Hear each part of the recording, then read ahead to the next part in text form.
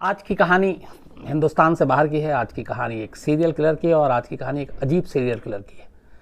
बल्कि आज की कहानी उस अजीब सीरियल किलर के अजीब अंजाम की भी है। और आज की कहानी उस अजीब अंजाम के बाद जो कुछ होता है वो भी बेहद अजीब है। तो कुल मिलाकर पूरी कहानी ही अजीब है। कहानी एक ऐसे सीरियल किलर की है जिसकी मौत को करीब 180 साल हो गए होंगे। अब जाहिर सी बात है 180 साल पहले का रहन सहन, उठना बैठना, दिखना, कपड़े, हेयर स्टाइल सब डिफरेंट होता होगा। तो इस कहानी से भी पता चलता है कि 180 साल पहले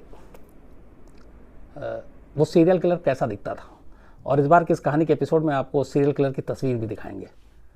ये दीपक कासिम जो है वो उसके साथ फ़ोटो भी दिखाएंगे आपको, ताकि आप देख सकें। और उस फ़ोटो को मैंने सैकड़ों बार देखा और उस फ़ोटो को देखने के साथ यही सोच रहा था कि 1841 में लोग कैसे रहते थे, कैसे दिखते थे, क्योंकि आपके दिखने से, कपड़े से, आपके हेयर स्टाइल, आपकी बाकी चीज़ों से उस वक्त की सभ्यता, उस वक्त का रहन सहन, उस वक्त का कल्चर, उसका भी अंदाज़ा लगाया जा सकता है। तो देखने में मुझे कहीं से नहीं लगा कि जिस शख्स को मैं देख रहा हूँ ये इतने साल पहले मर चुका है। अभी भी उसका चेहरा देख के लगता है कि वो बिल्कुल ज़िंदा है।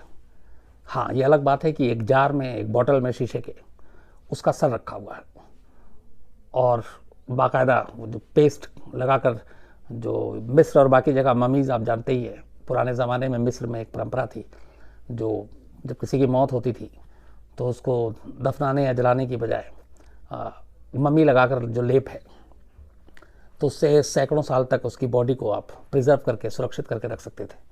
तो ये कहानी उस एक ऐसे सीरियल किलर की है जिसके सर को प्रिजर्व करके रखा गया है, एक बोतल में बंद करके, और बाकायदा फांसी उसको दी गई। फांसी देने के बाद उसका सर काटा गया। सर काटने के बाद उसको लेप लगाया गया ताकि उसका सर ख़राब ना हो, और फिर उसे एक जार में रखा गया। और ये सब कुछ इसलिए किया गया ताकि साइंटिस्ट इंसान के दिमाग को पढ़कर ये आइडिया लगा सके कि एक इंसान के दिमाग में क्या क्या चलता है। और ख़ासतौर पर ऐसे खूनी, ऐसे सीरियल किलर जिसके ऊपर 70 से ज़्यादा लोगों के कत्ल का इल्ज़ाम था, वो क्या सोचता है, कत्ल करते हुए उसके दिमाग में क्या थी, क्या वो डिफरेंट, उसकी जो दिमाग की नसें हैं वो अलग हैं, अलग काम करती हैं, अलग तरीके से सोचती हैं। तो इन सारी चीज़ों को जानने के लिए ये सारे कदम उठाए गए। कहानी पुर्तगाल की है। कहानी पुर्तगाल की राजधानी लिस्बन की है। और लिस्बन और पुर्तगाल का नाम लेते ही जहन में अबू सालेम और मोनिका बेदी भी आ जाती हैं याद फ़ौरन, क्योंकि अबू सालेम को पुर्तगाल से ही डिपोर्ट किया गया था। इस कहानी की एक और चीज़ है जो मैं भूल गया आपको बताना, वो ये है कि पुर्तगाल में अब मौत की सज़ा नहीं है। तो वहाँ पे ये है कि आप मैक्सिमम एक पनिशमेंट है जो सज़ा शायद 20 साल या कुछ, बट वहाँ डेथ पेनल्टी नहीं है। पर ऐसा नहीं कि पहले नहीं था। जिस सीरियल किलर की मैं आपको कहानी सुनाने जा रहा हूँ, कहते हैं कि आखिरी के 4, 5 या 6 लोगों में से था जिसको वहाँ मौत की सज़ा मिली। उसके बाद मौत की सज़ा पे ही रोक लगा दी गई और फिर पुर्तगाल में कभी किसी को मौत की सज़ा नहीं मिली। नंबर 1। नंबर 2, इस सीरियल किलर से पहले एक ये भी इतिहास है कि पुर्तगाल में ये दूसरा सीरियल किलर पैदा हुआ था उस ज़माने में। इससे पहले एक लेडी थी, एक महिला थी, जिसने करीब 28 बच्चों को जहर देकर मार दिया था। और कहते हैं कि वो पुर्तगाल की हिस्ट्री की पहली सीरियल किलर थी। तो जब वो पकड़ी गई उसके बाद उसे भी फांसी की सज़ा दी गई, और फांसी की सज़ा देने के बाद बाकायदा उसकी लाश को पब्लिक के सामने कहते हैं कि जलाया गया था। लोगों में इतना गुस्सा था क्योंकि उसने बच्चों को मारा था इतनी बड़ी तादाद में। तो उस सीरियल किलर के बाद ये दूसरा सीरियल किलर पुर्तगाल के इतिहास का पैदा हुआ और जिसने इतनी जान ली। कहानी डिएगो एल्वेस की है। ये सीरियल किलर का नाम है। डिएगो एल्वेस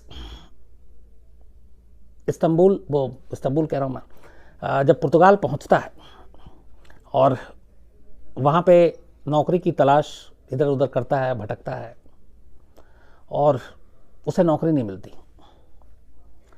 वो लिस्बन आया था, इसकी पैदाइश स्पेन की थी, लेकिन रोज़ी रोटी की तलाश में ये लिस्बन उस वक्त पहुँचता है और वहाँ पे कामकाज की तलाश करता है, लेकिन इसे नौकरी नहीं मिलती। एक जगह से दूसरी जगह भटकते भटकते ये परेशान हो जाता है। इस दौरान में कुछ ऐसे लोग इससे टकराते हैं जो थोड़े गलत रास्ते पे थे। तो उनको देखता है कि ये लोग नौकरी तो करते नहीं हैं पर इनकी ज़िंदगी सही सही चल रही है। तो जब बारीकी में गया तो पता चला कि वो लोग छोटे मोटे क्राइम करते हैं और उससे अपनी ज़िंदगी गुजारते हैं। वहाँ से इसको आइडिया आया कि नौकरी मिल नहीं रही है, ज़िंदगी अच्छी चल नहीं रही है, तो क्यों ना इनकी तरह आराम की ज़िंदगी गुजारते हैं, बिना ज़्यादा मेहनत किए वे क्राइम करते हैं और वैसे ही रहेंगे। तो इसने शुरुआत लूटपाट से की। अक्सर लिस्बन के ऐसे इलाकों में जाता जहाँ भीड़ भाड़ कम होती और जहाँ किसी को अकेला या 2 लोग इकट्ठे दिखते, ये उनके पर टूट पड़ता, उनसे लूटपाट करता और फिर अपनी ज़िंदगी जीता। पर शुरुआत इसने लूटपाट से की, सिर्फ लूटपाट करता और निकल लेता। लेकिन फिर इसे लालच आई कि बड़ा हाथ मारा जाए, तो कैसे? फिर इसने इस पर सोचना शुरू किया। सोचने के बाद इसने पाया कि लिस्बन में एक पुल है और उस पुल की हाइट करीब 213 फुट उसकी ऊंचाई थी और वो पुल एक ज़रिया था लिस्बन से आउटर एरिया में जाने के लिए, जो लिस्बन के बाहर का इलाका है। तो उस पुल का इस्तेमाल आमतौर पर वो किसान करते थे जो खेती बाड़ी करते थे और वो उस पुल के ज़रिए लिस्बन शहर में दाखिल होते, दिन भर अपने फल सब्जियां बेचते, शाम को अपनी कमाई के साथ उसी पुल के रास्ते वापस घर लौट जाते। डिएगो एल्वेस ने पूरा रिसर्च किया, उसने देखा कहाँ पे कम जोखिम है, कहाँ कम खतरा है। उसके बाद ये पुल उसकी नज़र में आ गया। उसने देखा कि अक्सर शाम को किसान लोग जो हैं वो किसान इस पुल से गुजरते हैं और सुबह इसी पुल से आते हैं। फिर उसने जब बारीकी से रेकी की तो लगा कि जैसे जैसे शाम ज़्यादा ढलती जाती है किसानों का झुंड कम होता जाता है। कई बार ऐसा होता है कि इक्का दुक्का किसान अकेले ही चला जा रहा है। शुरू में ग्रुप में जाते हैं, फिर जैसे जैसे शाम ढलती जाती है अकेले होते जाते हैं। कोई कभी किसी की सब्ज़ी नहीं बिकी या फिर फल नहीं बिका या लेट हो गया तो बेचारा अकेला निकल लेता था। डिएगो ने तय किया कि जो शाम को सबसे आखिर में उस पुल से गुजरे, जो अकेला हो, ये उसी को अपना निशाना बनाएगा ताकि पकड़े जाने का खतरा ना हो। तरीका काम कर गया। शाम को ये उस पुल पे घात लगाकर बैठता, किसान झुंड में जा रहे होते उन्हें छोड़ देता, जो किसान अकेला होता या अचानक उन पर टूट पड़ता, उनसे सारे पैसे लूटता और लूटने के बाद उस ऊंचाई से पुल के वो उनको नीचे फेंक देता। अब इतने ऊंचाई से गिरने के बाद किसी के बचने की उम्मीद होती नहीं है, तो किसान की मौत हो जाती। ये सिलसिला शुरू हुआ।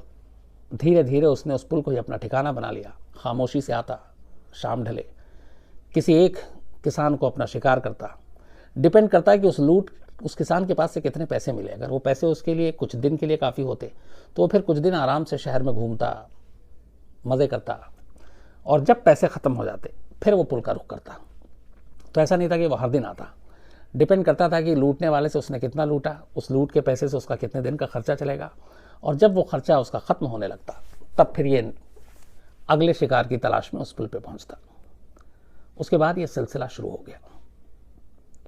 हफ्ता, कभी 3 दिन, कभी 5 दिन, कभी दूसरे दिन उसने हर पुल से एक एक किसान को निशाना बनाना शुरू किया। इस दौरान में कुछ किसान हट्टे कट्टे थे, उन्होंने विरोध किया तो इसने उनको चाकू मारा और चाकू मार के फिर ऊपर से नीचे फेंक दिया। हफ्ता महीना गुजरा। महीना गुजरने के बाद अब ये हुआ कि धीरे धीरे किसान गायब हो रहे हैं। जिस इलाके से, जिस बस्ती से आते थे, जाहिर सी बात है एक दूसरे को जानने वाले, अब उसमें ये हो गया कि 1, 2, 3, 4, 5, 10, 15, 20 किसान कम होते जा रहे हैं। तो पहले शुरू में ये लोगों को लगा कि कुछ किसान अपना बेचने के लिए गए, वो शहर में ही रह गए, लिस्बन से लौटे नहीं, लौट आएंगे। लेकिन एक एक करके जब मिसिंग शुरू हो गई, किसान वापस नहीं आ रहे हैं गाँव अपने घर, तो बात फैलनी शुरू हुई। तब तक करीब 20-30 किसान गायब हो चुके थे। अब ये बात पुलिस तक पहुंची तो पुलिस ने शुरू में ये लगा कि एक तो उस वक्त वहाँ की जो हालत थी, खेती बाड़ी, मौसम, बहुत सारी चीज़ें ऐसी थी जो किसानों के लिए दुश्वार थी काफ़ी। तो और उससे कुछ साल पहले इसी मुफलिसी और सही से खेती बाड़ी नहीं हो रही थी, जो अपने हिंदुस्तान में भी है, जो अक्सर किसान खुदकुशी करते हैं। तो पुर्तगाल में भी किसानों की खुदकुशी का कुछ मामला सामने आया। तो जब ये किसानों की गुमशुदगी की बात आई तो पुलिस को लगा कि शायद ये लोग किसान जो गायब हैं इन्होंने खुदकुशी कर ली। इत्तेफाक से पुल के नीचे से कुछ लोगों का गुजर हुआ और वहाँ पे उन्होंने कुछ लाशें मिली। उन लाशों को लाया गया तो देखा गया कि ये किसान हैं। अब इत्तेफाक एक और इसमें यह हुआ कि जो 5-6 लाशें मिली जिनको ऊपर लाया गया, बाकी नज़र नहीं आई थी उस वक्त, वो सारे के सारे उन किसानों की लाशें थी जिन्हें लूटने के बाद डिएगो ने पुल के ऊपर से धक्का दे दिया था। उनको कोई चाकू नहीं मारा था, उनके साथ कोई उसने मारपीट उस तरीके से नहीं की थी, सीधा लूटा और पुल के नीचे फेंक दिया। तब उनके जाहिर सी बात है ना गला घोटा है ना चाकू के निशान है, कुछ नहीं है। तो फिर पुलिस का यकीन और बढ़ा कि ये सारे किसान शायद गरीबी और परेशानी में तंग आकर इन्होंने पुल से कूद के अपनी जान दे दी है। तो बात आई गई ख़त्म होने वाली थी कि किसान खुद जो गायब हो रहे हैं वो असल में खुदकुशी कर रहे हैं। वक्त बीता, लेकिन किसानों की गुमशुदगी का सिलसिला नहीं थमा, बढ़ता गया।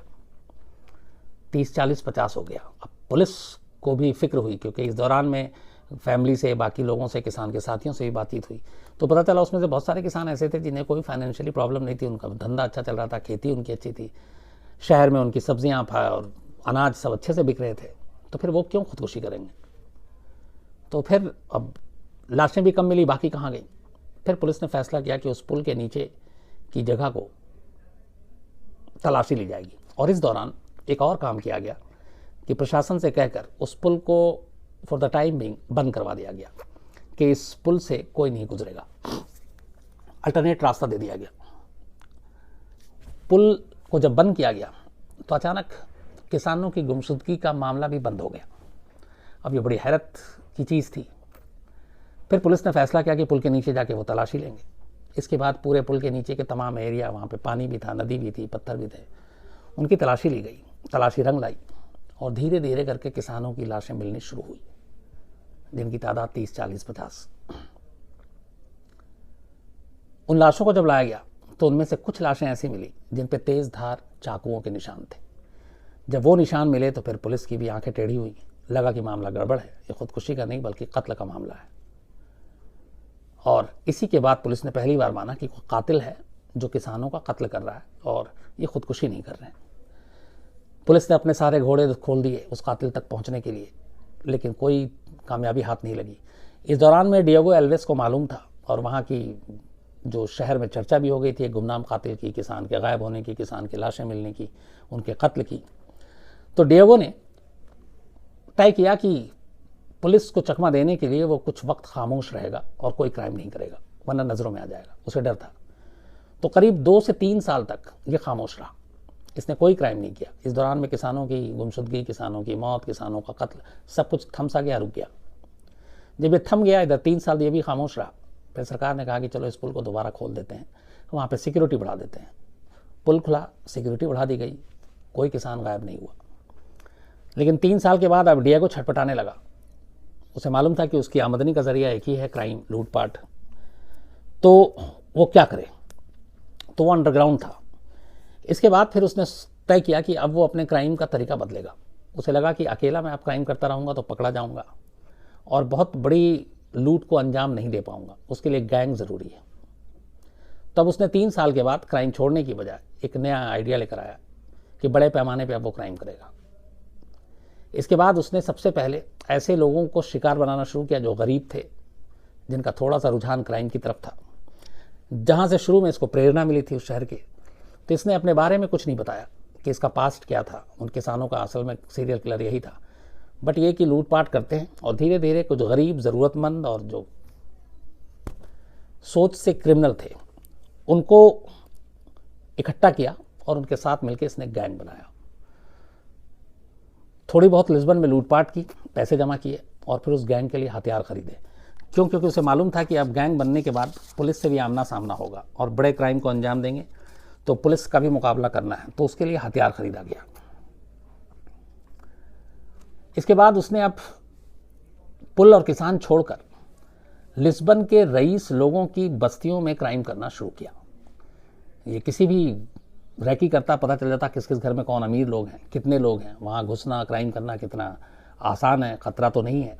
इन सारी चीज़ों को परखने के बाद ये अपने गैंग के साथ उस घर में दाखिल होता, सारे कीमती सामान, पैसे लूट लेता, लेकिन जाते जाते उस घर में मौजूद जो भी शख्स होता उसको बड़ी ही बेरहमी से मार डालता।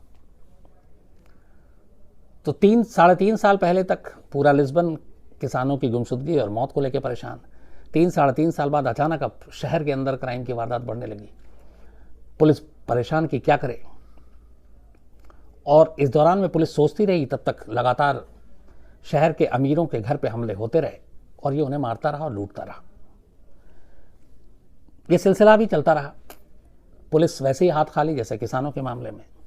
प्रेशर ज़्यादा, लोग अब सहमे हुए, लिस्बन में डरे हुए, पहले कभी ऐसा हुआ नहीं था।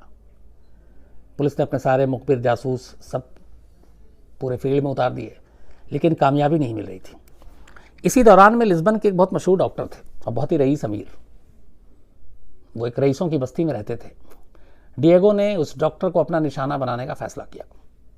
उसका प्लान के तहत ये अपने गैंग के साथ उस डॉक्टर के घर में हमला करता है और उस डॉक्टर समेत उस घर में मौजूद 4 लोगों को बड़ी बेरहमी से ये मारता है और चाकू से गोद गोद कर। उस डॉक्टर के कत्ल की बात पूरे शहर में फैल जाती है, नामी डॉक्टर, और जिस बेरहमी से मारा गया उसके बाद शहर में उसको लेके बहुत सारी बातें होनी शुरू हो गई। अब पुलिस के ऊपर प्रेशर था। यहाँ पे पुलिस का एक काम कर गया तरीका, वो ये कि डॉक्टर चूंकि नामी थे, कत्ल के फौरन बाद पुलिस को खबर मिल जाती है इस वारदात की, इस इंसिडेंट की। पुलिस की टीम फौरन वहाँ पे पहुँचती है डॉक्टर के घर पे। शहर भर की पुलिस को अलर्ट कर दिया जाता है। इस दौरान में जब ये डिएगो ने अपना गैंग बनाया तो ये शहर में रहने की बजाय शहर के बाहर एक सुनसान जंगल का इलाका था। ये लोग वहाँ उन्होंने अपना ठिकाना बना रखा था। शहर में वारदात करते, जंगल में जाकर छुप जाते। थोड़ी बहुत पुलिस को जानकारी मिली थी कि कुछ ऐसे लोग हैं जो शहर में नहीं हैं, जो शहर के बाहर से आते हैं, शहर में वारदात करते हैं और चले जाते हैं। डॉक्टर के इंसिडेंट की खबर पुलिस को बहुत जल्दी मिली, वरना इससे पहले जो शहर में लूटपाट और कत्ल हो रहा था वो रात में होता था और सुबह से पहले पुलिस को खबर ही नहीं मिलती थी, क्योंकि घर के अंदर जितने लोग होते थे वो सारे मारे जा चुके हैं, तो बताने वाला कोई है नहीं। लेकिन इत्तेफाक से उस डॉक्टर के कत्ल के बाद किसी एक पड़ोसी को डॉक्टर से कुछ काम था। वो डॉक्टर के घर पहुंचता है उसी अगले आधे घंटे के अंदर और वहाँ का मंजर देखता है कि डॉक्टर और घर में 4 लोगों की मौत, लाशें हैं। तो वो चीखता है, पुलिस को इन्फॉर्म करता है, पुलिस पहुँच जाती है। अब पुलिस के सामने एक बड़ा वो था कि मौका कि डॉक्टर के कत्ल को ज़्यादा वक्त नहीं हुआ था, तो कातिल जहाँ भी था वो शहर में आसपास ही है, बहुत दूर नहीं गया होगा। पुलिस पूरे शहर की पुलिस को अलर्ट कर देती है। इसके बाद 4-5 संदिग्ध लोग शहर से बाहर निकलते हुए, चूँकि सारी नाकाबंदी कर दी गई थी, पुलिस के हत्थे चढ़ जाते हैं।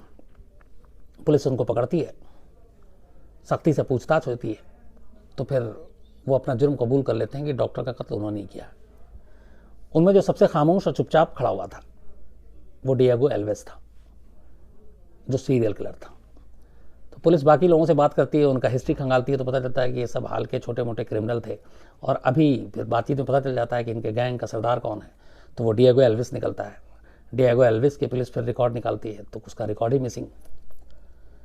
लेकिन फिर कुछ ना कुछ ऐसी चीज़ें होती हैं कि पुलिस को शक होता है कि जिस बड़े पैमाने पर लिस्बन शहर के अंदर कत्लेआम हो रहा है, इससे 3 साल पहले जो कुछ हुआ था, क्योंकि उसमें भी चाकू के सारे निशान मिले थे, तो क्या उसका इससे कोई कनेक्शन है। लिस्बन पुलिस बड़ी अक्लमंदी से पूरे केस की तफ्तीश करती है, सारी कड़ियाँ जोड़ती है।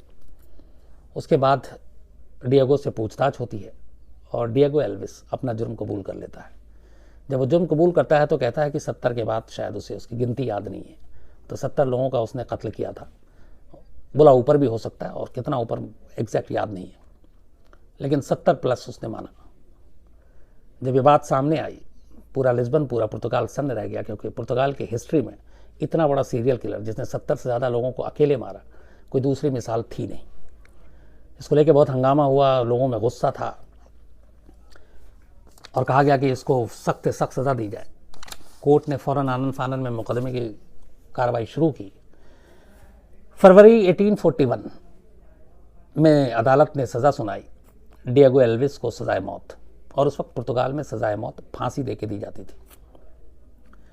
तो जब इसको सज़ाए मौत दी सुनाई गई और तारीख फिक्स हो गया फांसी देने का, तब लिस्बन के कुछ जो डॉक्टर थे और साइंटिस्ट वो रिसर्च कर रहे थे इंसानी खोपड़ी की उन कोशिकाओं की, कि जहाँ से कुछ पता चले कि ऐसे लोग क्या सोचते हैं। इसको साइंस के टर्म में फ्रेनोलॉजी उस वक्त कहा जाता है। फ्रेनोलॉजी जो मस्तिष्क विज्ञान है, दिमाग ज्ञान।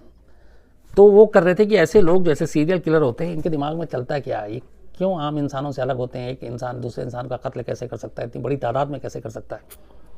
तो वहाँ पे फ्रेनोलॉजी की पढ़ाई पे बड़ा जोर दिया जा रहा था, और वहाँ पे पूरी एक टीम साइंटिस्ट की वो इसके ऊपर रिसर्च कर रही थी। किससे इसके सामने आ गए थे डिएगो के, इससे बेहतर केस स्टडी उनके लिए था नहीं। सारे जो वहाँ के नामी साइंटिस्ट थे उन्होंने गवर्नमेंट और कोर्ट से एक अपील की और एक वहाँ पे अर्जी डाली कि डिएगो की फांसी के बाद उसका सर उन्हें दे दिया जाए ताकि वो उसके ऊपर रिसर्च कर सके। अदालत और सरकार ने उस अर्जी को एक्सेप्ट किया। डिएगो को फरवरी 1841 में फांसी दी गई। फांसी के फौरन बाद उसके सर को काटा गया और काटने के बाद जैसे मिस्र में ममीज़ को लेप लगाकर बरसों सैकड़ों साल तक रखा जाता था, वही लेप लगाकर डिएगो एल्विस के सर को एक शीशे के जार में रखा गया और उन साइंटिस्ट के हवाले किया गया। उन्होंने उसके ऊपर काफ़ी कुछ काम किया, लेकिन उससे क्या फ़ायदा हुआ, क्या मिला, कितनी जानकारी मिली, ये नहीं मालूम। लेकिन फिर डिएगो के उस सर को लिस्बन यूनिवर्सिटी के मेडिसिन साइंस डिपार्टमेंट के म्यूजियम में ले जाकर रख दिया गया। तो पुर्तगाल के सबसे बड़े सीरियल किलर अब तक के इतिहास में 1841 में उसका सर जो है वो काट के रखा गया था और आज भी ये लिस्बन यूनिवर्सिटी के मेडिसिन साइंस डिपार्टमेंट के लैब में एक जार में रखा हुआ है और उसमें जाकर कोई भी उसको देख सकता है। और आज भी उसकी शक्ल वैसी ही एकदम जैसी 1841 में मौत से पहले दिखता था। आंखें खुली हुई हैं तस्वीर में, बाल वैसे ही है, हल्की हल्की मूछें हैं, गोरा रंग है और उसको देख के लगता नहीं है कि आदमी 70 से ज़्यादा लोगों का कातिल हो सकता है। उम्र उसकी होगी करीब उस वक्त जब ये पकड़ा गया या मारा गया सिर्फ 30 से 35 साल। 35 साल की उम्र में इसने अपनी उम्र से ज़्यादा कत्ल किए। तो एक सीरियल किलर दुनिया का इकलौता ऐसा सीरियल किलर है जिसकी मैं कहानी सुना रहा हूँ, जो आज भी जिंदा है अपने सर की शक्ल में, लेकिन एक बोतल में बंद है। और बहुत सारे स्टूडेंट्स और बाकी सारे लोग जो लिस्बन जाते हैं और जिन्हें ये कहानी पता है वो कोशिश करते हैं कि एक बार उस म्यूज़ियम में जाएं ताकि पुर्तगाल की हिस्ट्री के सबसे खूंखार, सबसे बड़े कातिल, सबसे बड़े सीरियल किलर को वो देख सकें।